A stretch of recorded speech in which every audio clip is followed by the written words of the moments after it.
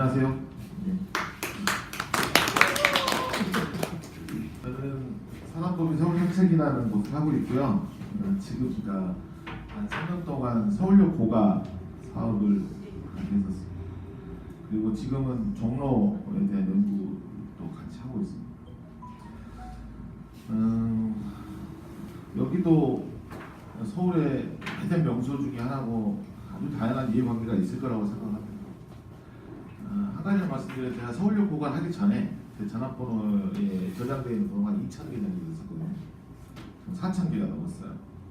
서울역 고가 하면서 만난 분들의 숫자만큼 늘어난 겁니다. 그리고 저는 원래 건축을 하는 사람이었습니다. 건축 설계도 하고 이렇게 하다가 마을도 하고 건기업을 위해 일도 하고 하다 보니까 이제 여러 가지 갈등 조절이나 재개발 재건축 현장의 갈등 또 이런 식의 도시재생에서의 갈등 이런 것들을 연구하기도 하고 풀기도 하고 이렇게 쭉 해오다가 지금은 이제 서울 일을 좀 하고 있는 거고요. 어쨌든 지난 3년 동안 많이 배우기도 했고 여러 가지 좀 고민이 또 깊어졌던 것 같습니다.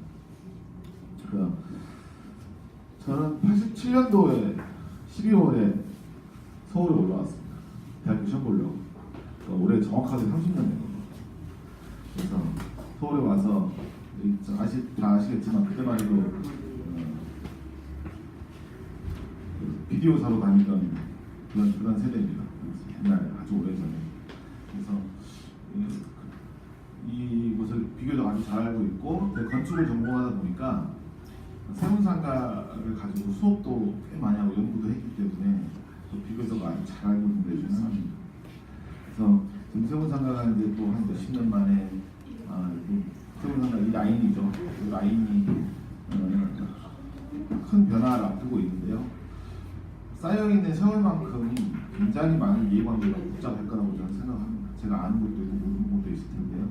오늘은 그걸 해결해 보자는 게 아니고 어쨌든 현재 도시재생 그리고 도시재생이 갖고 있는 여러 가지 어려움들이 있는데 좀 기본적인 내용들 그다음에 우리들이 조금 더 고민했으면 좋겠던 내용들을 중심으로 조금 얘기를 드리겠습니다. 오늘은 좀 일반론적인 거니까 그냥 조금 이렇게 들어주시면 좋겠습니다.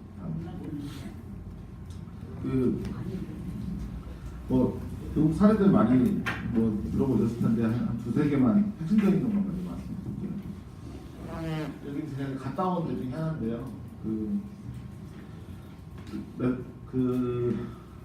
네덜란드는 워낙에 무역이 발달한 곳입니다. 혹시 우리나라에 투자한 외국의 자본들이 있을 거잖아요. 그 중에 2위가 네덜란드입니다. 모르셨죠? 미국이나 중국이 아니고요.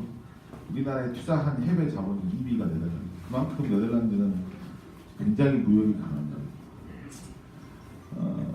그리고 근데 공교롭게도 우리나라 때문에 망했습니다.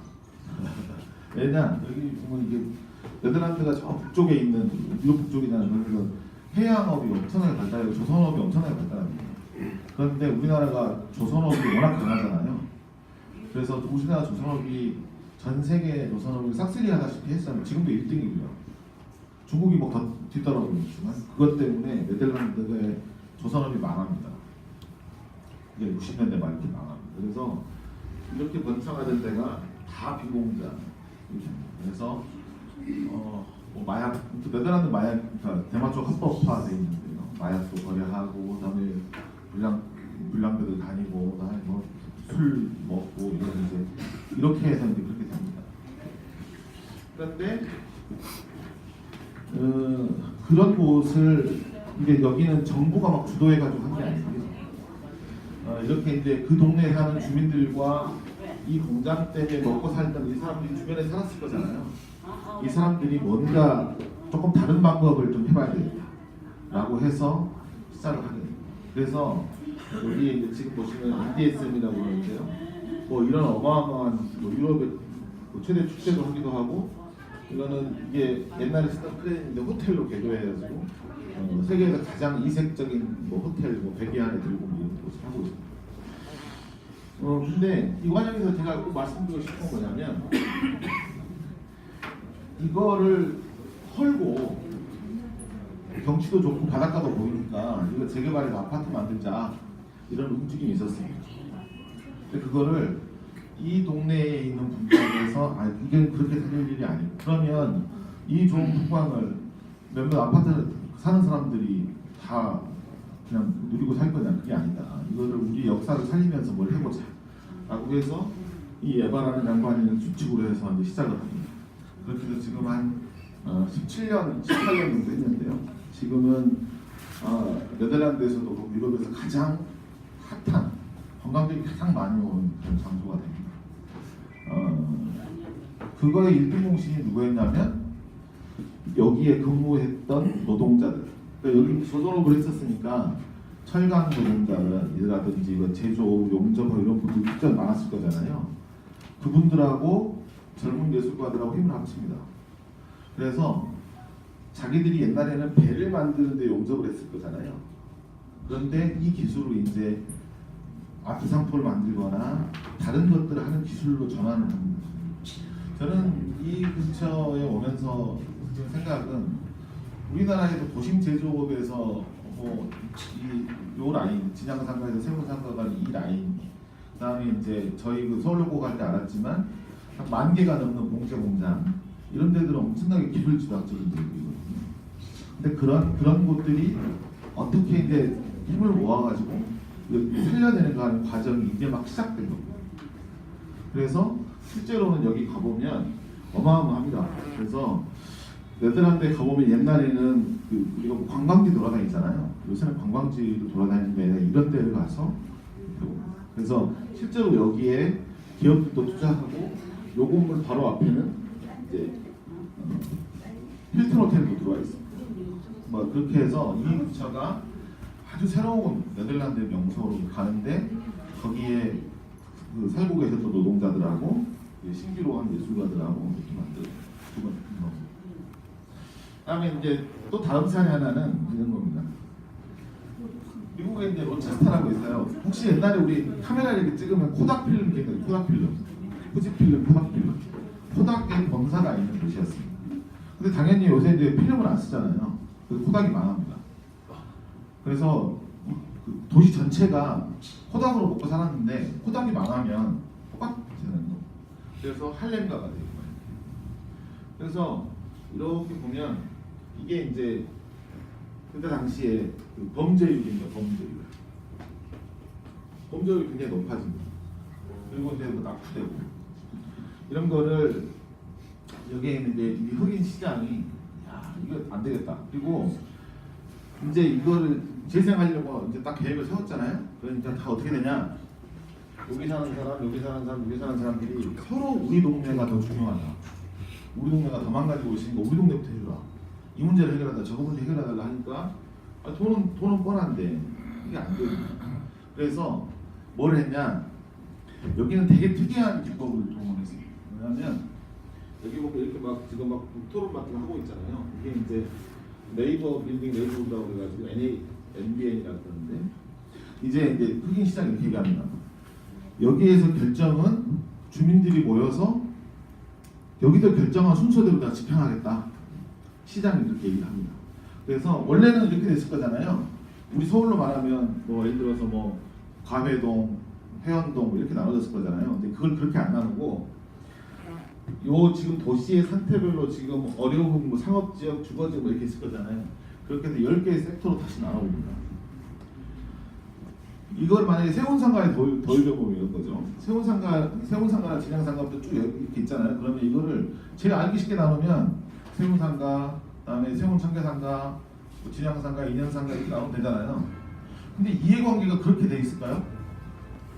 그렇게 안 돼 있을 거예요. 1층 상가 다르고 2층 상가 다르고 도매상가 다르고 소매상가 다르고 오피스텔 다르고 아파트 다르고 호텔 다르고 다 다를 거잖아요. 그러니까 이제 그렇게 생각을 한 겁니다. 그래서 이 도시 전체를 성격별로 나눈 겁니다. 그래서 10개의 섹터를 나눠서 sek터 간에 전체 예산의 50% 정도, 시 예산의 50% 정도를 너희들이 선택해라. 대신 2년 동안 돌립니다. 그래서 6개월 동안 토론해서 결정하고 1년 반 동안 집행합니다. 근데 그런 구조로 바꾼 지가 20년 정도 되니까 지금은 어떻게 돼 있냐? 미국에서 가장 민주주의가 자리 잡히고 그다음에 범죄율이 줄고 도시 활성화가 된 굉장히 모험적인 도시로 바뀝니다. 참 올해 그 로체스터에 있던 그 흑인 시장님도 서울에 들으셨었죠. 이거 뭐냐면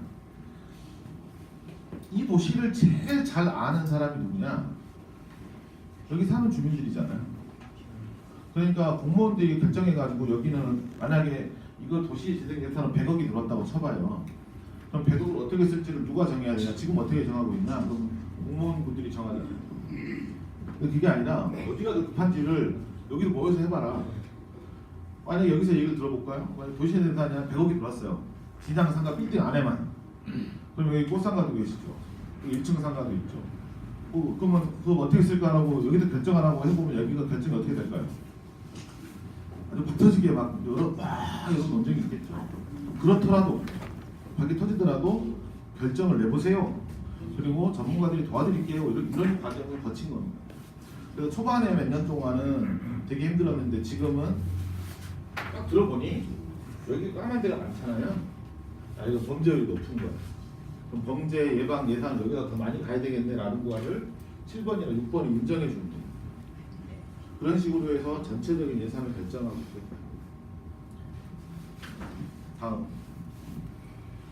세 번째는 이것도 되게 우리나라가 망하게 한 나라가 많아요. 스페인의 빌바오도 비슷하고 우리나라나 일본이나 중국이 급성장을 하면서 실제로 이제 스페인 빌바오도 이렇게 이제 원래는 굉장히 호황이었던 곳이 폐허들이 됩니다. 그럴 때 이게 이렇게 된 건데요. 근데 스페인 빌바오에 있는 시민들이 고민을 합니다. 그게 똑같은 겁니다. 이거를 빨리 재개발을 해서 이렇게 해야 된다라고 얘기를 할 때 여기는 빌바오의 시민들이 그리고 이제 문화 기획하고 재생에 대한 전문가들이 고민을 한 끝에 이게 그 유명한 구겐하임 미술관입니다. 뉴욕에 있는 구겐하임이라고 세계적인 미술관입니다.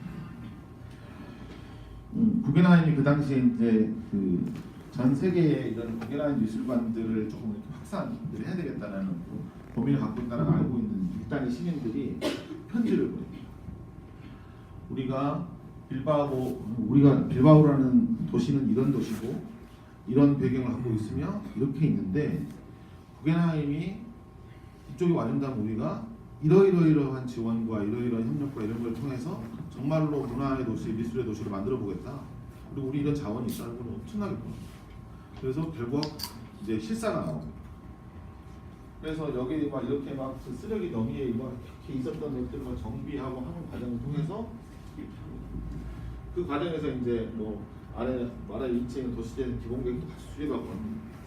이 과정에서 시민들이 그걸 알게 됩니다. 이게 이제까지 도시 계획을 하고 재생을 하고 뭐 개발을 하고 했던 과정에서 얼마나 많은 공무원들과 얼마나 많은 기업들이 짜고 했는가를 알게 됩니다.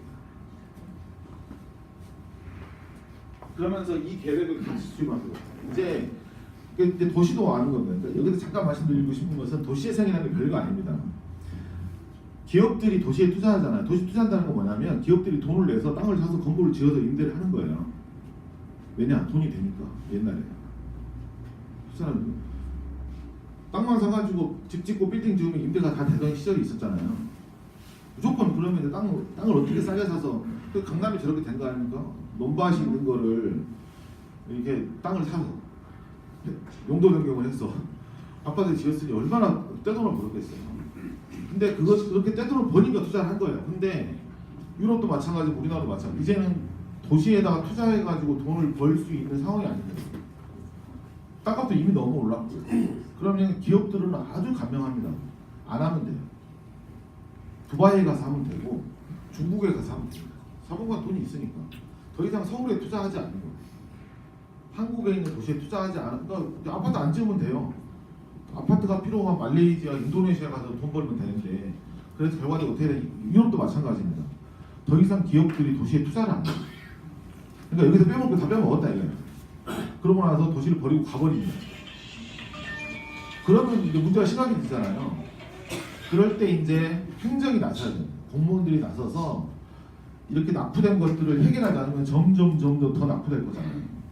그러니까 세금을 투입해서 또는 그 국가 재원을 투입해서 도시를 안 살리면 아무도 도시를 안 살릴 거예요. 그게 도시 재생인 것이다.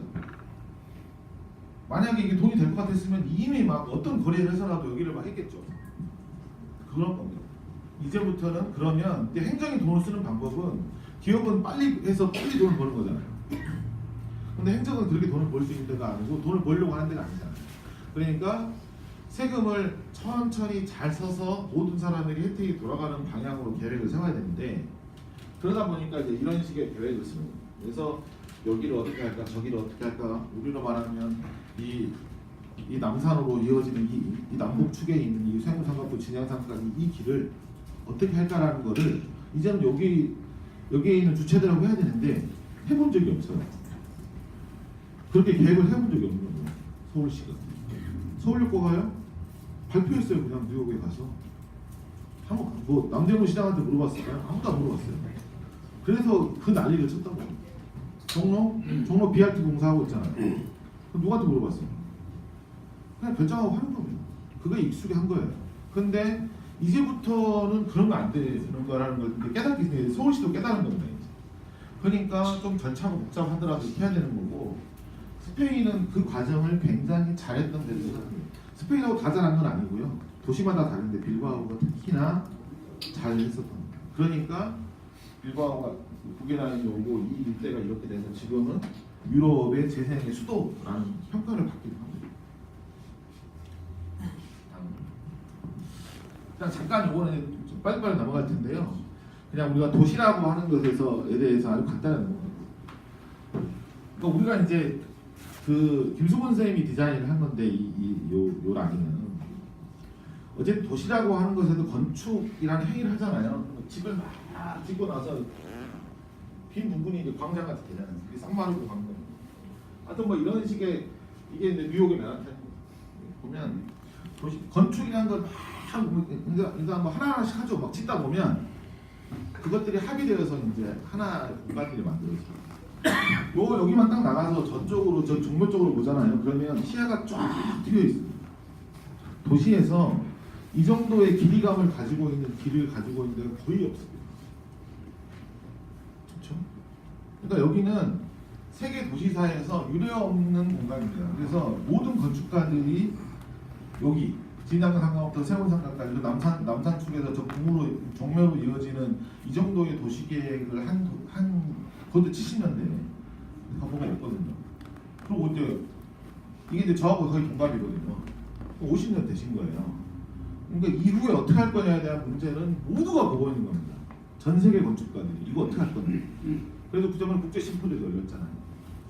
그러니까 건축이나 이런 개별개별이 중요한 게 아니라 그걸 통해서 만들어진 도시의 공간감을 가지고 얘기하는 게 이제 재생의 첫 번째 다음 건가. 그래서 도시는 이런 겁니다. 이게 무시무시한 겁니다. 이게 어디가 됐어요? 멕시코 시티입니다. 이 난민촌 같이 생겼죠. 실제로 가면 이렇습니다.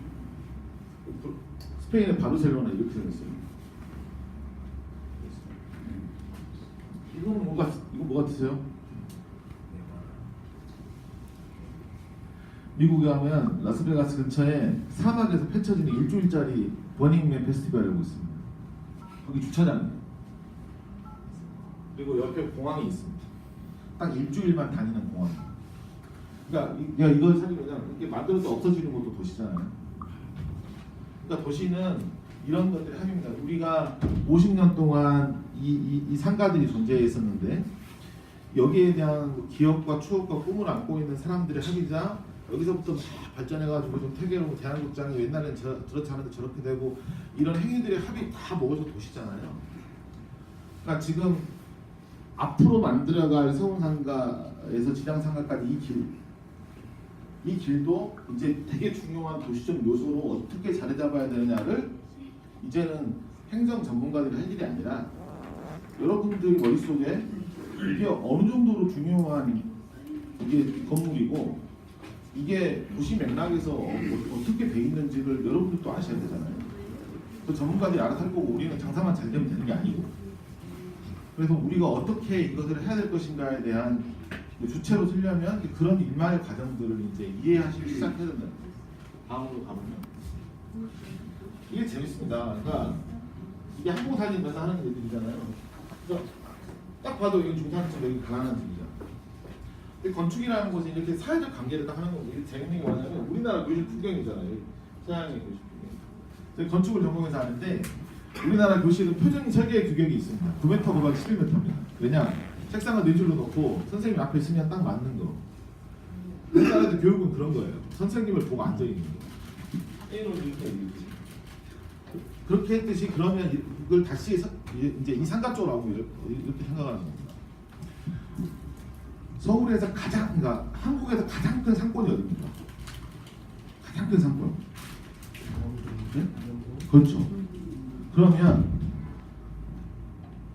그 전에 가장 큰 상권 남대문이죠. 또 지금 거의 그보다 명동보다 훨씬 큰 것 같은데 지금은 동대문이 있죠. 그게 다 어디 있습니까?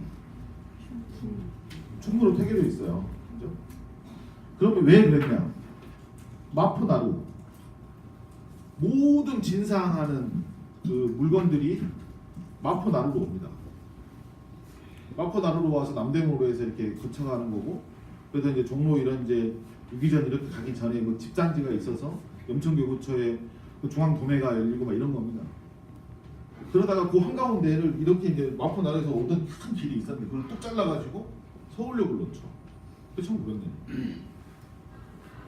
서울역이 나와서 서울역에서부터 이제 또 막 하니까 또 가까이 있으니까. 그래서 우리나라의 가장 큰 상권이 세계적으로도 굉장히 큰 상권 중에 하나가 남대문, 명동, 동대문 시장으로 이어지는 요 라인. 그리고 서울 잘 보시면 태계로 이렇게 가고 을지로 가고 청계천 가고 종로 가고 율곡로 이렇게 가죠.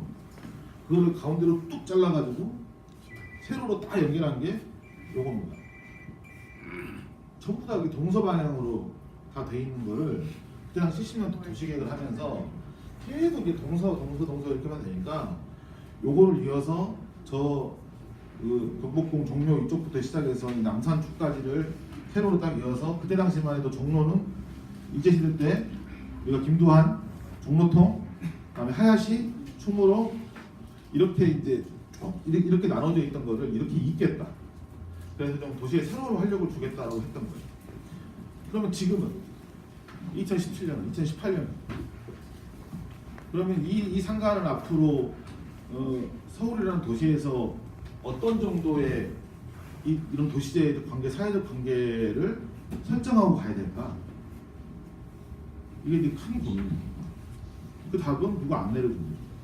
소상공인 지능공단에서 내려주는 게 아니에요. 여기서 이제 고민을 하셔야 됩니다. 제가 요새 그 종로 BRT 때문에 이해관계자 뭐 연구를 하다 보니까 종호상가, 종각상가, 지하상가, 광장시장, 낙원상가 뭐 다 만나고 있습니다. 세무상가 이해관계가 참 첨예합니다. 근데 어쨌든 그분들도 답은 없어요.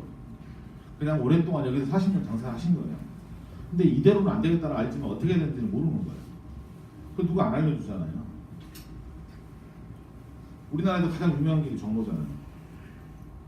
가장 유명한 길. 그러면 이 종로에서부터 이어지는 이세훈 상가에서 이 축은 어떻게 할 건가에 대한 어떤 관계에 우리가 놓여 있는지를 좀 고민을 이제부터 해야 됩니다. 다음에 이제 재밌는 게 우리가 길 또는 거리 막 이런 얘기 합니다. 이게 재밌는 게 이게 옛날 중세 때 지금 유럽 지도예요. 이게 보면 막 이렇게 점들이 이렇게 있죠. 이건 아무리 봐도 건물처럼 생겼잖아요. 근데 이게 뭐냐면 까만 건 건물이고요, 하얀 건 길이에요. 딱 두 가지로 표현한 겁니다. 근데 아무리 봐도 건물 같잖아요, 이거는. 그죠? 하얗게 생겼잖아요. 이게 왜 그러냐? 이게 성당이고 도서관이고 막 관공서고 이런 거예요. 근데 왜 이렇게 표시했을까요? 아무나 들어갈 수 있으면 그건 길입니다. 아무나 들어갈 수 있으면. 배를 눌러야 되거나 들어가도 될까요? 물어보면 그거는 건물입니다. 성당은 아무나 들어갈 수 있죠. 관공서 아무나 들어갈 수 있습니다. 그러니까 이거를 사람들은 길로 본 겁니다. 우리가 왜 명동이나 이런 데서 여름에 에어컨 다 빵빵 틀어놓고 문 열어놓잖아요. 그거 왜 그러냐? 닫아놓으면 건물 같잖아요. 열어놓으면 길 가다가 들어가면 그래서 로드 마케팅을 해야 되는데 문을 그래도 확 열어놓는 거예요. 여러분들 어디 쇼핑몰이냐, 쇼핑몰, 몰이 길이잖아요, 몰. 그래서 쇼핑할 때 그냥 몰을 만들어서 문 열고 들어가서 사는 게 아니라 가다가 이렇게 한번 만들고 사고 이래야 장사가 잘 되니까 몰을 만드는 거예요. 몰은 층층이 쌓은 게 두타 같은 거예요. 아무데나 막 들어갈 수 있으니까. 그러니까 그럼 두타는 건물일까요, 길일까요? 몰을 층층이 쌓은 겁니다. 길이고 싶은 겁니다. 인사동에 가면 쌈짓길도 쌈짓길이라는 빌딩이지만 쌈짓길이라고 부르잖아요. 길이고 싶은 거예요. 그러면 여기는 길인가요? 지금 건물인가요? 고민스럽습니다. 그러니까 우리가 그래서 거리는 굉장히 그러니까 우리가 길이랑 막 마케팅을 지금 서울시가 막 그거 연결해가지고 데크를 한 해 만에 뭐 걸어 다니네 만에 뭐 지금 저기 서울로 고가도 뭐 사람이 다니네 만에 하는 것이 뭐냐면 길을 어떻게 하면 더 연결할 것까의 문제입니다. 결과적으로 핵심적으로 사람들이 걸어 다녀야 돼요. 이렇게 쉽게 그냥. 그러니까 동대문은 장사가 잘 되지만 남대문이 계속 많이 가는 이유 중에 하나는 남대문에서 걸어갈 데가 별로 없습니다. 버스 세울 데도 없어요. 광역버스. 그러니까 안 가는 겁니다. 근데 청계천 딱 되고 나니까 그거지에 딱 뿌려놓으면 동대문 봤다가 경복궁 봤다가 청계천 내려가 구경했다 이렇게 저도 한 4-5시간은 놀다가 딱 맞춰가고 버스 서 있으면 딱 타고 가면 되잖아요. 그런 게 안 되는 거죠. 그러면 여기도 마찬가지인 거예요. 우리가 이게 빌딩이냐 아니냐 뭐 상가냐 아니냐 이런 게 중요한 게 아니라 우리가 그런 자연스러운 거리의 흐름 속에 놓여 있느냐 그건 되게 중요합니다. 그러니까 도시가 앞으로 계속 가는 길이 그런 겁니다. 뉴욕에 브로드웨이를 갔다 왔는데요. 브로드웨이 한가운데를 딱 막아가지고 차도 보고 안 다닙니다. 그게 멀시백화점 앞인데요. 워낙 차가 많이 다니는 브로드웨이니까 딱 막아버렸어요. 차는 불편해.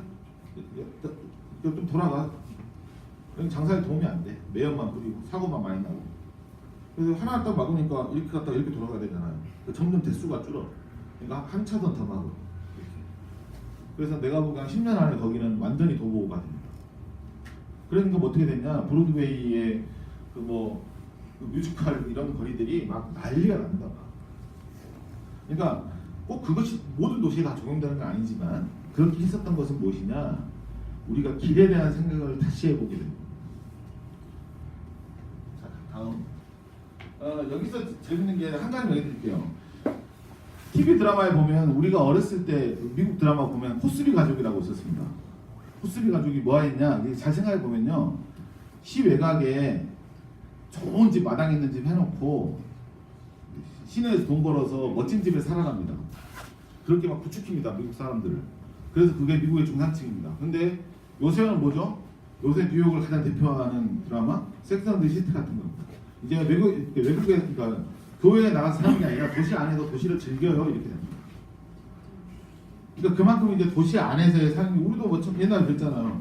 돈을 여기서 벌지만 저기 뭐 상계동 이런 데 집 사고 저쪽에 집 사가지고 돈은 요 안에서 벌고 이런 게 이제 일상이었는데 요새 청년들은 도시 안에서 이렇게 쭉 하면서 이렇게 이제 얘기를 하는 거죠.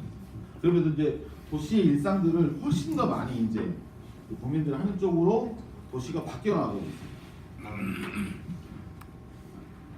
그다음에 이제 이건 진짜 말하고 싶은 건데요. 이게 어디를 가면 기억나는 게 있습니다. 이게 로마에 가면 트레비 분수라고 있습니다. 가면 이렇게 동전 던지는 거. 얘가 1년에 얼마 벌 것 같아요? 47억 번 분수가 10명 고용돼요. 47억을. 그냥 이건 뭐냐면 되게 특이하게 우리 동네 이렇게 던지잖아요. 얘는 이렇게 던집니다. 사진을 여기서 찍어요. 그리고 한 번 던지면 소원이 이루어지고, 두 번 던지면 사랑이 이루어지고, 두 번 던지면 로마에 다시 오고, 세 번 던지면 사랑이 이루어지고. 전 세계 몇 수십억 명이 던지고 갔습니다. 로마에 가면 생각나죠. 자, 그럼 여기 다시 한번 생각해 볼까요? 이렇게 전 세계적으로 유명한 이렇게 도시를 가로지르는 이 어마어마한 건축물을 딱 떠올리면 서울 사람들은 무슨 생각을 할까요? 이 상가들에 대해서. 대체로 뭐 여러 가지 상가가 있지만 다 세운상가로 인식하거든요. 이 세운상가에 대해서 서울 사람들은 어떤 인식을 가지고 있을까요? 옛날에 그러니까 우리가 장소성을 갖는다는 게 되게 중요한 건, 이거 아시는 분 아시겠지만 비틀즈가 그는 에비로드의 그 모든 사람이 가면 이렇게 사진을 찍습니다. 3명이가 모르는 사람 끼워서 4명이 찍어 있고. 그만큼 장소성이 중요합니다. 그러면 우리는 그러면 우리가 가지고 있는 장소성은 뭘까? 도대체 여기에 어떤 사람들이 기억이 쌓여서 이렇게 해야 여기에 대한 뭐가 될까? 이 고민을 이제 시작해야 됩니다. 옛날에는 아까도 말했지만 그러니까 저 정도 되는 남자들은 대부분 안 좋은 기억으로 세운상가를 기억하고 있습니다. 비디오가 그거 외에는 별 기억이 안 납니다. 그러면 앞으로 우리가 세운상가하면 떠오르는 여러 가지 일들은 뭐가 있을까? 그런 고민들을 하는 게 제 생에 가장 좀 기본적인 그런 내용입니다. 그래서 저는 서울육고가 설계한 사람입니다. 이 사람이. 근데 서울육고가 이렇게 가보는데 이게 연결을 하자 이게 이제 현수에서 이게 당선이 된 겁니다.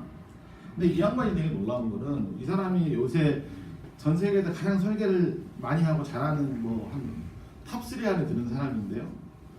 위니마스라는 사람인데 이 사람이 제가 되게 놀란 게 뭐냐면 서울 가서 강의를 하는데 R&D 딱 이렇게 한마디 넣으면 30분을 합니다. 이 양반이 설계를 할 때 저도 심사위원으로 들어갔었는데요. 서울에 대한 조사를 어마어마하게 해놨습니다. 그래서 이 YTN 블록부터 시작해서 서울역의 역사 이런 다 이렇게 연결하겠다 이렇게 해서 깜짝 놀랐습니다. 네덜란드에 사는 양반이 서울을 이렇게 연구를 했나? 근데 이 양반의 그 건축 철학이 조사를 하는 겁니다. 리서치 앤 디자인입니다. 조사가 돼야 됩니다. 그러면 저는 세운상가부터 이 쭉쭉쭉 오는 이 지안상가까지 오는 여기에 있는 분들이 우리가 이걸 여기에서 해야 할 조건들을 서로 얼마나 다 잘 알고 있을까? 여기가 어떤 가능성이 있는지를 우리가 얼마나 조사해 놨을까? 그리고 서로 알까? 이런 부분이 있습니다. 그래서 그런 가능성들을 가지고 시작하지 않으면 이건 그냥 사업이 되는 거예요. 요만한 사업 하나 잘하자고 되는 게 아니라 여기에서 이 사업이 삐딱 잘못 가면 어떤 사람들은 여기서 나가고 어떤 사람들도 느닷없이 눈에 들어와서 또 우리가 요새 말하는 젠트리피케이션이 일어나면 어떡할 거고 이제 여기서 삐끗하면 다 그렇게 되는 겁니다. 여기 있는 분들이 어떻게 지혜를 모아서 여기에 있는 자원을 어떻게 활용해서 여기 안에는 옛날에는 그런 얘기 있었잖아요. 뭐 우주선 빼는 거 다 만든다고. 그 정도의 이런 실력이 있었던 곳에서 지금은 점점 쇠퇴해가지고 이렇게 되고 있는데 여기를 노려보는 사람들은 무지하게 많습니다. 싼값에 사서 딴 거 하려고 하는 사람들. 근데 우리가 이제 여기서 지금 여기 있는 분들이 잘 이렇게 해서 어떤 걸 자원을 연결해서 새롭게 세운상가에서부터 이걸 할 건가? 이 부분은 이제 정말 이제 이렇게 자주 모이셔서 전문가들한테 듣는 것도 듣는 거지만 이제 여기에서 아까 로체스터 했던 것처럼 50번, 100번 모여서 이거 가지고 어떻게 하고 여기에 돈이 얼마 필요하고 이 돈을 서울시에서 낼 거냐, 종로구청에서 낼 거냐, 그다음에 우리가 또 마련해서 할 거냐 이런 얘기들을 막 끊임없이 하는 앞으로 1, 2년이 돼야 한 칸씩 가는 겁니다. 그래서 제가 서울역고관을 하면서 했던 그 박시장님께 보고 있던 PT입니다. 이해관계자 현황 뭐 여기 아주 간단하게 표현했지만 어마어마합니다. 거기도 뭐 남대문 시장부터 시작해서 뭐 그래서 서울시가 생긴 이래로 14개의 실국본부가 모여서 56차례 전략회의를 한 것은 서울시가 만들어 놔가지고 이거밖에 없습니다. 현대천도 그렇게 복잡하진 않았어요. 근데 여기는 뭐 노숙인 문제부터 시작해서 뭐 남대문 시장 활성화해야죠, 공정공장 살려내야죠, 뭐 한두 개가 아니었습니다. 근데 그 이해관계자들을 한 방에 다 못 풀었어요. 하지만 이해관계자들이 도대체 뭘 요구하는지를 알아야 되잖아요. 아니 막말로 남대문 시장 상인들 중에서 이게 사람이 걸어다니는 길도 관광 명소가 되면 좋아하는 사람들 상인들 많죠. 장사를 잘 되니까. 근데 꽃상가는 어떻게 하라고? 꽃상가 도매상가는 이 사람들이 사는 게 아니잖아요. 당장 새벽에 차 못 다니고 불편한데 어떻게 할 건데? 이 문제를 어떻게 풀 거냐? 부터 시작해서 이게 한두 개가 아닙니다. 그런 것들을 해결하기 위해서 저희 사무실에 도 열린 것만 한 200번 정도 회의를 했던 것 같아요. 서계동 주민, 회원동 주민, 중림동 주민, 공제상가, 수재와 그다음에 도매 사시는 분들, 남대문 시장은 상인에만 43개가 있어요. 그 이해관계들을 이게 어느 이해관계인지를 모르면 그냥 내 주장을 하게 되는 거예요. 그건 내가 모르겠고 나는 살아야 된다. 근데 그렇게 할 수는 없잖아요. 그래서 그 이해관계들을 모으는데 정말 한 6개월 이상 걸린 것 같습니다. 봉제공장도 다 이해관계가 다릅니다. 왜냐? 봉제공장도 브랜드하고 연결되어 있는 봉제공장하고 조금 이제 신규로 해서 이렇게 많은 봉제공장들하고 여성복 다 달라요. 그렇기 때문에 봉제공장은 이렇다라고 할 수가 없습니다. 그래서 서울시가 그러니까 이게 계기가 돼서 서울의 봉제 패션 산업 그 TFT 만들어집니다. 처음 알아요. 서울에 봉제공장 몇 개가 있는지. 그때는 몰랐습니다. 그냥 서류상에 등록되어 있는 회사는 2,500개다. 근데 무등록이 그의 3배가 넘거든요. 근데 등록하면 세금 매길까봐 안 합니다. 피해는 거기 가고.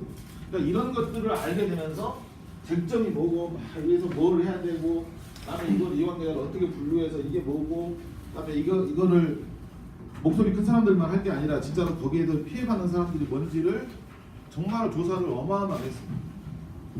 다음번 이거는 마량동을 했던 겁니다. 마량동 수산물 시장. 마량동 수산물 시장은 억울한 데입니다. 원래 거기가 거기 소도축장이 있었습니다. 왜 그랬냐? 서울이 요만할 때는 거기가 외곽이었어요. 그러니까 외곽에다가 만든 겁니다. 근데 서울이 커지니까 갑자기 한가운데가 됐어요. 그래서 아파트 짓더니 냄새 나니까 나가라고 그러는 거예요. 내가 더 먼저 있었는데. 그래서 얼마나 억울할 거잖아요. 자기들이 먼저 있었는데 나중에 아파트가 들어와서 아파트 나중에 온 사람이 너 나가라고 하니까 자기는 억울한 겁니다. 그때도 서울시 안에서 장사 잘하고 있는데 외곽으로 빼라고 해서 뺀 거잖아요. 시킨 대로 했어. 근데 도시가 더 커지니까 또 자기가 잘못한 것 같아. 그래서 난리가 났었습니다. 그래서 수산물 시장하고 주민들하고 엄청나게 있고 그 안에 이광계자들이 많았어요. 서울역고가 이거 10배 정도 됩니다. 종로는 서울역고가 10배는 되는 것 같습니다. 어마어마한 이해관계들이 저희가 하는 연구나 그런 것들이 그런 거. 얼마 전에 지금 이번에 뭐 BRT 그 개통하게 된 가장 큰 난제 중에 하나는 횡단보도였어요. 횡단보도를 놓는 순간 지하상가는 망한다. 그래서 대모하고 난리 났어요.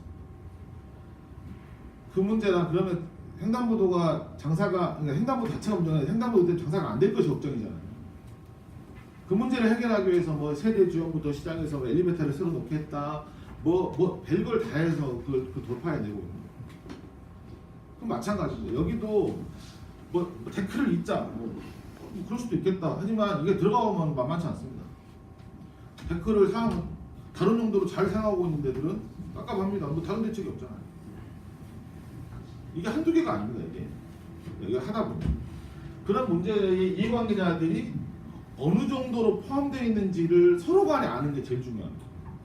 그래서 제가 서울역고하고 종로에서 하고 있는 일이 첫 번째 일이 뭐냐, 한 테이블이 있지 않는 겁니다. 그래서 제가 봉제공장도 한 6개, 7개 분파로 나눠져 있습니다. 근데 그 형님들하고 새벽 막 2시, 3시, 4시까지 술 먹습니다. 그래서 2년 만에 화해하고 5년 만에 서로 얼굴 보고 이렇게 해서 봉제공장이 이렇게 한 목소리를 안 내면 서울시는 보지도 않을 거다. 지금 그런 정도의 이해관계가 아니다. 여러분 지금 막 자존심하고 뭐 옛날에 뭐 싸웠고 이런 거 할 일이 아니라 이게 패션 산업 망할 수도 있다. 근데 서울시가 패션 산업을 지원하기로 결정을 했으니 한 테이블 앉아서 공동의 이해관계를 추구해봐라 라고 해서 몇 년 만에 만나서 지금 이제 뭐 협동조합도 만들고 있습니다. 협회도 만들고. 마찬가지입니다. 저는 이제 세운상가도 그다음 한 50년 동안 층층이 깔려 있었던 여러 가지 모순들이 이제 수면 위로 올라올 겁니다. 왜냐? 근데 발표도 했죠. 뭐 돈도 내려오죠. 이렇게 국무부도 와서 막 물어보고 다니죠. 이러면 이제 이참에 이걸 이렇게 해야 되겠다. 아니면 저건 반대해야 되겠다. 이런 여러 가지 논의가 그동안에 안에 있다가 이제 올라왔습니다. 근데 올라온 거는 눈에 보이는 겁니다. 눈에 안 보이는 게 훨씬 많습니다. 그런데 그냥 내 눈에 뭐 갈등이 한 4개 정도 보이면 서울시는 너무나 쉽게 생각합니다. 이 4개의 기본 갈등을 잘 해결하면 사업이 잘 가겠다. 근데 빙산의 일각이라는 거예요. 밑에 깔려있는 거예요. 그러니까 저는 사업이 막 달려가고 뭘 하고 이렇게 해서 뭘 해서 시장에 막 사진 찍고 무슨 뭐 저기 MOU 하고 막 이런 것은 눈에 보이는 거지만 그 밑에 기자에 깔려 있는 이해관계자가 어떤 인지를 여기가 다 아셔야 돼요. 우리 그건 잘 모르겠고 우리는 이럴 거야 이렇게 하면 그건 절대로 안 됩니다. 얘기가 안 될 거고요. 그래서 저는 이런 걸 계기로 해서 여기가 잘 될 방안이 되려면 일단 여기 갖고 있는 이해관계자들이 어느 정도로 구성돼 있고 핵심적인 게 뭐고 어떤 거는 진짜로 오래 걸려야 되는 문제고 어떤 건 조금 빨리 할 수도 있는 문제다. 그래서 남대문 상가도 24개 요구 조건을 딱 만들었었어요. 서울욕구가 그 사업 때 24개를 만들어서 그 중에서 8개는 이거는 박 시장이 이건 찍어 내려도 안 되는 거. 한 5년에서 10년 걸릴 거. 그다음에 내년에 바로 할 수 있는 거. 그거를 다 일일이 몇십 차례 만나가지고 정리해가면서 정리했었어. 물 한 잔 먹겠습니다. 다음.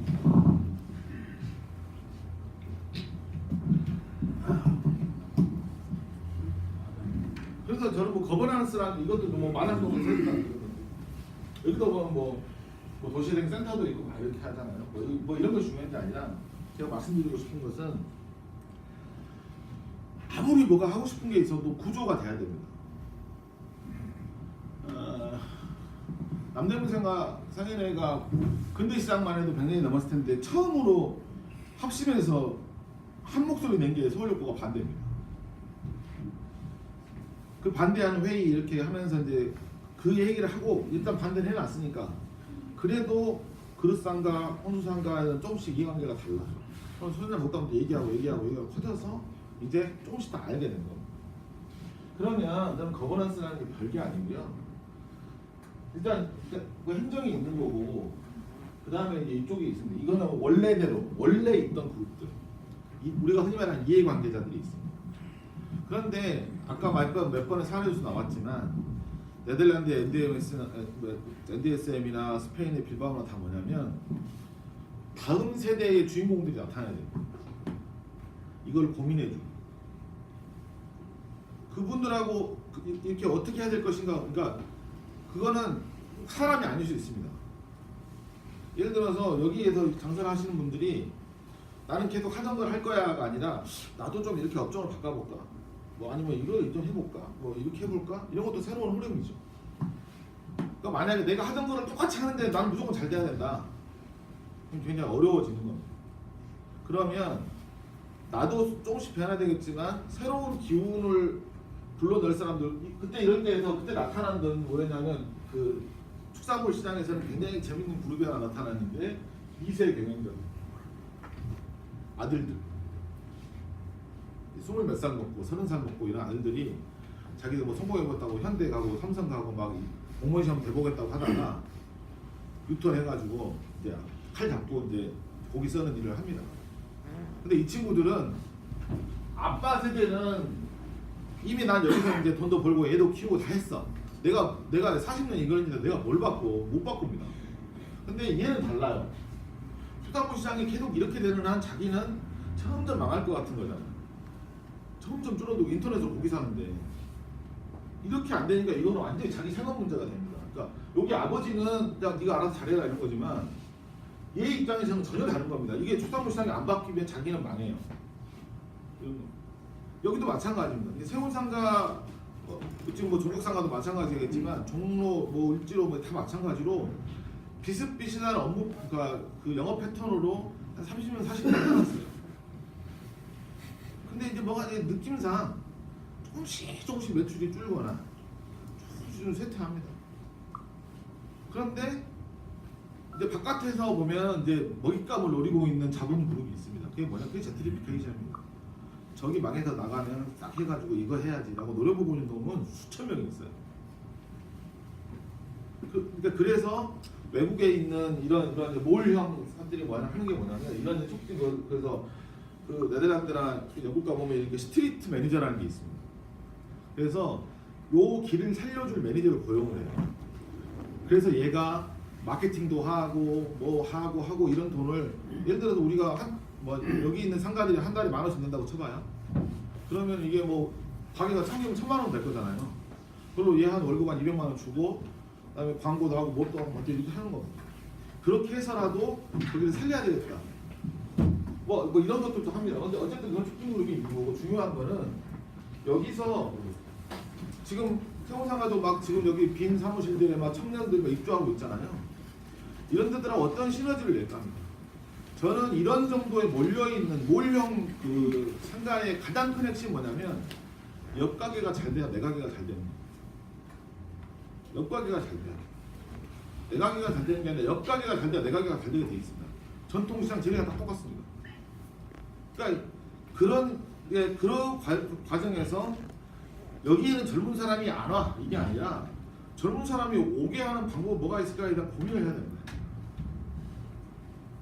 빈 점포들 어떻게 활용할 것인가도 고민해야 됩니다. 그러니까 이게 한두 개가 아니지만 어쨌든 그런 것들을 하기 이런 걸 해야 되는데 너희들끼리 돈을 모아서 해라 그러면 잘 안 됩니다. 처음에. 그래서 유럽도 그렇고 다 그렇고 제 처음에 행정적 이렇게 시드머니를 주는 거예요. 행정적으로 약간 이제 도움을 주기 시작합니다. 그래서 이런 잘 되면 그래서 네덜란드나 영국 같은 데는 이제 그만 줘도 돼. 우리가 돈 모아서 내가 벌어서 내가 나눌게 이렇게 하는 거예요. 세금이 투입되면 그걸로 인해 버는 건 절로 가겠지만 내 돈을 넣었으면 내 이익은 나한테 올 거잖아요. 그러니까 협동조합 같은 걸 만들어서 돈도 인정 받아가지고 건물을 리모델링 해버리는 경우도 있습니다. 아까 NDSN 같은 경우에는 360억을 펀드 받아가지고 한 거예요. 그러니까 자신감 있으면 그렇게도 하는 겁니다. 어쨌든 간에 그래서 이런 구조 속에서 여러분들은 지금 이쯤에 계시는 겁니다. 이쯤에서 여기가 이제 핵심 부분인데 지금 여기 나와 있는 우리 최대혁 소장 같은 사람들이 뭐 요쯤에 있는 겁니다. 그래서 뭔가 여기를 연결해주고 또 나 같은 전문가 불러서 뭐 강의도 해보고 어디다 하고 저거 막 이런 걸 하고 있는 겁니다. 요새 막 입주해가지고 여기서 뭐라도 저기 뭐 2층 데크에서 뭐라도 해보려고 그러고 뭐 노래라도 해보려고 그러고 축제라도 해보려고 하는 분들이 이런 분들이. 그다음에 여기 앉아 계십니다. 서울시. 요렇게가 모여서 하는 겁니다. 근데 여기가 없으면 다 필요 없습니다. 원 주인이 마음을 안 먹으면 이건 아무것도 안 됩니다.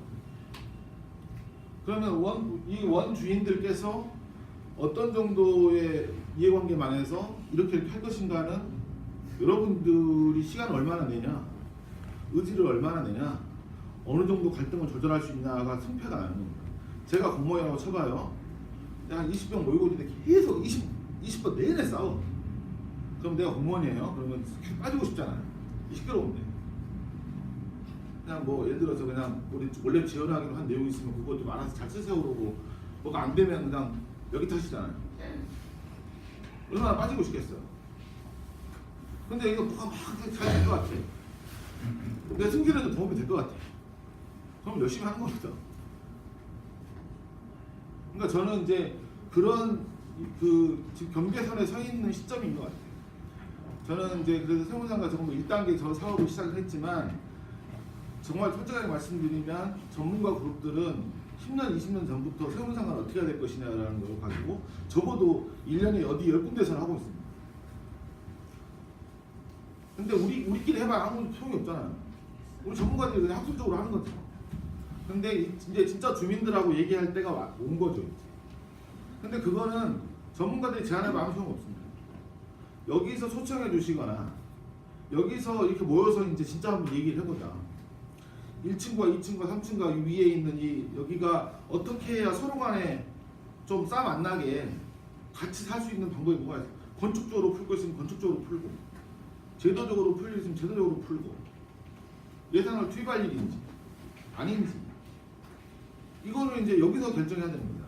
또 뭐 그런 내용입니다. 그리고 우리가 액션 플랜이라는 말을 많이 쓰는데요. 이거는 우리가 제일 많이 하는 게 뭡니까? 마스터 플랜. 마스터 플랜을 쫙 세워가지고 이거 2025년까지 갑시다. 이게 우리한테 익숙한 방식입니다. 그런데 아까 말했던 잘됐던 사례들의 대부분은 마스터 플랜이 없습니다. 우리들이 고민했던 내용들이 어떻게 갈지 모르잖아요. 그러니까 1단계까지 합의, 1단계 합의된 내용 2단계 가고 3단계 가고 그러니까 당연히 저 끝에 어디 갈지 모르는 겁니다. 그래서 지역 주민들이라고 뭐 상태하고 이렇게 이런 사람들이 지금 일단 당장 여기서 급한 것부터 먼저 하고 이해관계가 이렇게 알고지면 그 다음을 하고 그 다음을 하고 그 다음을 하면 하나씩 성공을 해봐야 됩니다. 그래서 장사도 좀 잘 되고 뭔가 좀 가시적으로 눈에 보이기도 하고 뭐 상인들끼리 으쌰으쌰 하기도 하고 이런 흐름이 있어야 그 다음을 가죠. 그러니까 그런 식의 합의를 하기 위한 계획을 세우는 건 무지하게 중요한 겁니다. 이게 다 뭐냐면 서울시가 무슨 뭐 저는 그런 얘기 많이 들었어요. 박원순이 대통령병에 걸렸네. 이명박 저기 청계천 따라하네. 어때 일본은 그렇게 볼 수도 있습니다. 또 일본도 이렇게 볼 수도 있고. 근데 그 한마디에 모든 사업을 추격할 수는 없잖아요. 이것도 있고 저것도 있는 거죠. 그걸 돌파하면서 막 이렇게 가는 겁니다. 그래서 그런 계획들을 세우는데 제가 했던 역할은 서울시가 달려가는 브레이크를 잡는 역할이 제 역할이었어요. 서울시는 막 달려가서 빨리 끝내고 싶잖아요. 막 달려가가지고 그래야 빨리 교통식을 이 정도로 해야 나중에 선거도 있고 지방선거도 있고 대통령 선거도 있는데 빨리빨리 끝내야 되잖아요. 그런데 이제 그렇게 가면 안 된다. 주민들하고 설득해서 가자. 이거 하자 저거 하자. 그래서 온갖 브레이크를 걸어대서 공무원들의 공공의 적중이 하나입니다. 그래도 공무원 사이에서 저 평가는 아주 안 좋습니다. 나중에 아시게 됩니다. 그러니까 이게 이제 이 싸움이 시작되는 겁니다. 저는 싸움이라는 표현을 합니다. 행정이 막 달려가려고 하고요. 또 주민들 안에서도 있습니다. 아, 내 생각하고 좀 맞는 것 같아. 그러면 행정하고 딱 손잡고 딱 달려가 버리고 싶은 주민들도 있습니다. 상인들도 있어요. 근데 어떤 상인들은 겁나 피해를 봅니다. 근데 이게 우리가 같이 살려고 하는 거잖아요. 그러니까 남대문도 그랬다니까요. 찬성하는 상인들도 있어요. 반대하는 상인들도 있고 어디는 막 가고 싶은 겁니다. 근데 어디는 안 가고 싶은 거잖아요. 그거를 조절하면서 그래서 그러면 최대한으로라도 손해보는 걸 보존하는 방법은 뭐냐? 어차피 해야 된다면 나중에 이런 논쟁까지 해서 정말 수십 차례 수백 차례 회의를 해서 그렇게 한 겁니다. 그러니까 여러분도 이제 그 싸움의 길에 들어오는 겁니다. 그 공무원하고 여기에 싸움도 있고 내부의 싸움도 있고 또는 우리가 경쟁해야 될 다른 상가들하고의 싸움도 있고. 자, 다음. 그래서 이제 핵심적으로는 저는 이렇게 아까 마스터 플랜 이렇게 말하는 게 아니고요. 우리가 여기서 기본적으로 할 수 있는 거 하나씩 합의하는 건 되게 중요합니다. 그러니까 예를 들어서 마랑공은 이렇게 했어요. 이게 어쨌든 가장 핵심적은 가면 냄새 때문에 죽습니다. 불결해. 막 피부가 뚝뚝 떨어져 있고. 근데 이것도 한 방에 해결할 수 없습니다. 구조적으로 해야 돼요. 구조적으로. 그런데 구조적으로 하려면 몇백억 들잖아요. 하수 관로 다 정비해야지. 왜냐하면 거기가 한 40분 묵은 돼지 기름이 막 하수구를 다 이렇게 뜯어 막고 싶은데 그거 다 뜯으려면 피냄새를 언제 해요 그거를? 그건 장기 과제. 일단 눈에 보이는 것부터. 그래서 운행 시간 조정해가지고 안전하게 다닐 수 있게 등하굣길에는 안 하고. 그다음에 정기적인 세척 작업은 돈을 써서라도 하자. 뭐 미세먼 효소 뿌리고 하자. 그다음에 마대자루부터 바꾸자. 이 갑오배는 그 우리가 그 약간 주황색 그 마대자루 있죠. 거기에서 막 기름 뚝뚝 떨어지고 피 떨어지는 거 그대로 그냥 툭툭 던져가지고 하거든요. 마대자루부터 바꾸자. 일단 눈에 보이는 거라. 이렇게 하나씩 해가지고 이제 여기도 바꾸자, 여기도 바꾸자. 이게 이제 일본의 그건데요. 그 생선 그 하는 그 수산물 시장에서 만든 쓰레기 봉투입니다. 생선이 이렇게 그림 이렇게 쓰레기가 쌓여 있는데 약간 이렇게 생선대 모여 있는 것처럼 이렇게 예쁘게 만들려고 돈을 막 안 줍니다. 예를 들어서 그런 식으로 이미지 개선하는 것도 해서 지금은 장기적으로 환기시설 설치하고 밑에 하수 관로까지 계획을 하고 있습니다. 이 합의가 되니까 그 다음부터는 가는 거예요.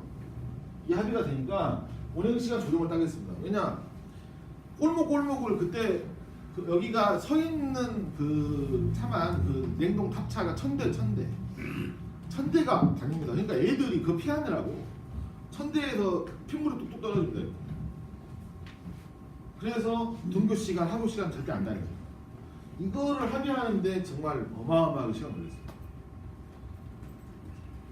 근데 이런 게 되니까 이렇게 돼가는 거예요. 그러니까 마찬가지로 이 사무장가 안에는 어마어마한 갈등이 있고 풀어야 될 일이 많습니다. 근데 뭐 여기 뭐 데크 연결했다고 여기가 잘 될 것 같았으면 그러면 택도 없는 얘기입니다. 여기 안에서 할 수 있는, 그러니까 여기는 돈을 쓸 생각을 못한 서울시. 이 돈을 어디서부터 쓸 건지는 여기서 결정하는 거잖아요. 댓글 연결하면 뭐 만사 형통되는 게 아니니까. 그렇기 때문에 이 결정이 되게 중요해요. 그래서 우리가 합의할 수 있고 서로 간에 할 수 있는 거를 그것이 뭔지를 찾으려면 서로 편집을 해서 할 수 없는 게 아닙니다. 모여서 막 얘기하고 이게 청소가 문제인 건지 간판이 문제인 건지 아니면 뭐 길이 잘못된 건지 여기를 다 뭐 이거 어떻게 해야 될 건지 이거 하는 겁니다. 그래서 이제 저 원칙 같은 거 한 몇 가지만 얘기 드릴게요. 어쨌든 저는 그렇게 막 뭐 건축적, 학술적 이런 얘기를 그렇게 좋아하는 사람도 아니고 건축가하고 그렇게 하지만 저는 현장에서 벌어진 일만 20년을 했습니다. 재개발, 재건축 갈등부터 시작해서 막 멱살도 많이 잡히고 빵도 맞고 막 그렇게 하면서 그래도 어쨌든 좀 인간의 영역 속에서 이제 버티면서 여기까지 왔는데요. 제일 중요한 거는 이런 겁니다. 제가 1번이라고 항상 얘기하는 건 뭐냐면 이거 남이 안 해줍니다. 여기 지금 최대욱 수장 앉아 있잖아요. 여기 내년에 장가 가야 돼요. 40살 지금 이제 좀 있으면 50이에요. 이 양반이 언제까지 세무상가를 책임지고 갔습니까? 못합니다. 여기 굉장히 훌륭한 주무관님 계시는데 내후년이면 다른 과로 가요. 누가 합니까 이게? 박원순 시장 내년에 안 될지도 몰라요. 그렇잖아요. 세무상가에 대해서 고민해줄 사람이 없어요. 저 같은 전문가 잘 되면 좋은 거죠. 도와줄 사람은 꽉 찼습니다. 도와줄 사람은 세상 천지에 있어. 전문가, 뭐 상가 전문가, 뭐 소상공인진흥공단, 뭐 저기 중소기업청, 뭐 어마어마하게 많습니다. 근데 책임지고 나갈 사람이 없는 거잖아요. 이게 핵심입니다. 전 도시재생 사업 핵심은 그거예요. 이게 목마른 사람이 몸을 파야 됩니다. 여기서 무슨 여기서 뭐 회의 오라고 그러면 뭐 마지못해 나오시고 막 그러잖아요. 바빠 죽겠는데 장사도 안 되는데 여기는 뭔 죄가 있습니까? 여기서 모여서 막 해야 됩니다. 저 NDSM하고 스페인 빌바오, NDSM 직접 가봤고 스페인은 그냥 만나기만 했는데 거기서 300억을 모으는 과정에서 어떤 일이 있었냐? 예술가들이 거기에 있는 예를 들어 실직자들하고 같이 편지를 썼습니다. 미혼모들하고 우리가 이렇게 해서 장터도 하고 여기를 이렇게 하고 있는데 기업들에게 막 보냈습니다. 여기는 그렇게 해서 개발해가 아파트 지을 땅이 아니라 우리가 이런 실력된 사람 이렇게 할 테니까 우리를 응원해달라. 그리고 우리가 실력이 없는 사람들이 아니야. 수백 통의 편지를 보냅니다. 그래서 300억이 모였다니까 1차에. 근데 대박이 났어요. 그러니까 지금은 힐튼 호텔이 힐튼 같은 데가 아무 데나 들어가는 게 아니잖아요. 근데 힐튼이 어떻게 들어왔냐? 힐튼 호텔 여기 들어오는데 여기에 수익의 거의 대부분 여기다 낼게. 여기에 활성화를 위해서. 근데 여기다 힐튼 호텔 세워주기 허락만 해주라 했어요. 왜냐하면 힐튼도 핫한 데 가고 싶잖아. 그래서 NDSM의 운영 원칙에 동의한다고 하고 몇백억, 몇천억 투자해가지고 들어온 겁니다. 근데 마찬가지입니다. 세무상가도 그냥 정부에서 나오는 시에서 나오는 거, 뭐 도시재생 뉴딜에서 나오는 거, 정부에서 뭐 10억, 100억 이렇게 나와갖고 그걸로 여기 살릴 거였으면 옛날에 살렸죠. 그렇게 못 살립니다. 그러니까 여기서 이제 앞으로 뭐 30년, 40년, 50년 어떻게 갈지 이 운명은 이제 여기서 정하는 거예요. 그러니까 아까 나왔지만 그 이제 2세, 3세들 젊은 친구들 이런 친구들하고 어떻게 여기 살려야 되는 건지 얘기 안 하면 여기는 정해진 예산 던져놓고 갑니다. 저는 할 도리를 다 했습니다. 제가 50억이나 들었잖아요. 끝났잖아. 도리를 다 했는데 이렇게 될 겁니다. 그래서 저는 지금 여러분들이 뭐 1층을 어떻게 하고 3층을 어떻게 하고 2층을 어떻게 하고 막 장사를 안 되는 공사기관을 어떻게 하고 막 이건 다 둘째 셋째 문제입니다. 여기서 결정하는 미래에 따라서 이게 앞으로 1조짜리가 될지 이거 싹 철거하고 그냥 뭐 그냥 세계적인 뭐 리조트가 돌아가지고 막 공중 연결해가지고 수준이 될지 어떻게 알아요? 이거 노려보는 데가 많다니까요. 저도 이거 그런 식의 개발기 2개나 봤어요. 그 싱가포르에 가면 빌딩들 이렇게 연결해서 수영장 만든 거 있죠. 그거 하는 회사가 여기 그렇게 하겠다고 개발 제안서 냈었어요. 4조가 투자해가지고 노려보고 있는 사람들이 많습니다. 근데 여기는 여러분들 거잖아요. 이것이 여기 소유주든 여기서 40년 동안 장사를 임대인든 간에 여러분들이 주인데 여기서 결정이 나야 돼요. 다음 2번째는 그리고 절대 이제 이런 회의를 할 때 제가 말씀드리는 이런 회의는 다수결 회의가 아닙니다. 절대로 다수결로 요청하면 안 됩니다. 다수결이라고 하는 것은 소수를 죽이는 겁니다. 기업은 그렇게 할 수 있어요. 빨리빨리 가야 되잖아. 막 승부 내야 되니까. 근데 여기는 10명이 투표했는데 6대4가 나와서 6으로 정해버리자. 그럼 4는 내가 여기서 나가야 되나? 내 의견은 어떻게 해? 이렇게 되는 겁니다. 절대로 다수결로 정하면 안 됩니다. 한 명이 반대를 하더라도 그 반대하는 데 이유가 있습니다. 만약에 이렇게 한번 생각을 해보세요. 상가에서 회의를 하는데 9명은 이렇게 결정하면 한 달에 10만 원씩 손해보는 결정이에요. 근데 한 명은 사업을 접어야 돼. 뭐가 더 절박합니까? 내가 10만 원 손해보고 싫어 9명이 반대해버려. 그러니까 한 명은 사업 접고 집에 가야 돼. 이게 다수결의 무서움입니다. 좀 어마어마한 거예요, 이게. 그러니까 저는 여기에서 그 다수결을 해결하려고 거버넌스 같은 걸 돌립니다. 야, 안 돼. 그럼 여기서 10만 원 그러면 이렇게 하는 거죠. 여기에서 여기가 한두 명이 막 나가야 되는 상황인데 여기서 10만 원씩 손해 보면 적어도 한 3년에서 5년 정도로 10만 원을 손해 보는 거를 정부에서 보전해 줄게. 이런 게 방법이죠. 그러면 내가 손해 안 보면 뭐 알았어 이렇게 되는 거잖아요. 요새 아파트 관리비 똑같은 얘기입니다. 7천원을 아끼려고 경비원을 잘라요. 자기는 7천원 아낀 거지만 경비원은 그냥 자기 인생이 무너지는 겁니다. 예를 들어서 그런 식의 결정 우리가 할 것인가. 세운상가도 꽃상가 다르고 전자상가 다르고 뭐 다른데 여기가 쪽수가 많으니까 이렇게 결정합시다. 이렇게 가면 누구는 죽으란 얘기거든요. 이런 결정을 하면 안 된다. 그러면 거기에서 비용이 얼마나 드는지 아니면 여기 견딜 시간이 얼마 정도 돼야 이걸 할 수 있는 건지 이 갈등의 원인이 뭔지 이런 걸 해서 그런 것들에서 천천히 결정해 나가도 늦지 않습니다. 그럴 때 쓰라고 전문가가 있는 거예요. 이거를 기술적으로 해결하면 안 될까요? 주차 문제를 좀 이렇게 틀어가지고 이렇게 하면 될 것 같은데 이런 거. 그래서 그런 거를 다수결로 막 결정해가지고 막 이렇게 하면 계속 줄어듭니다. 사람이 늘어나는 구조가 아니에요. 줄어듭니다. 자, 다음.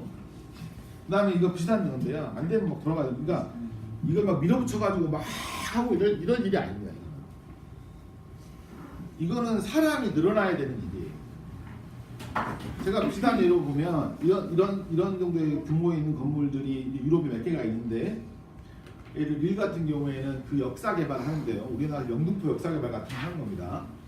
그런데 그렇게 진행하는 과정에 그 방식이 너무 좋았던 거예요.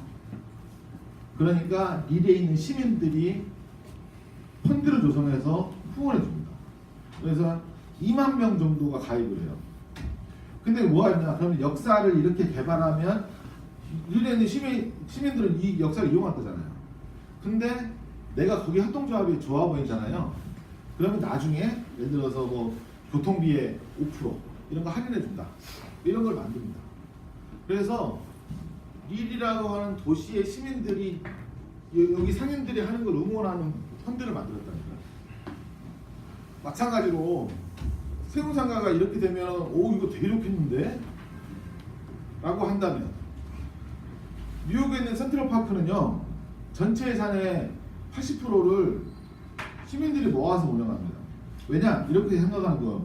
우리가 뉴요커들 있잖아요. 되게 멋있는 여기다가 딱 아이폰 꽂고 이렇게 조깅하고 그게 누구냐? 그 근처에 있는 빌딩에서 지금 회사 다니는 여자들이거든요.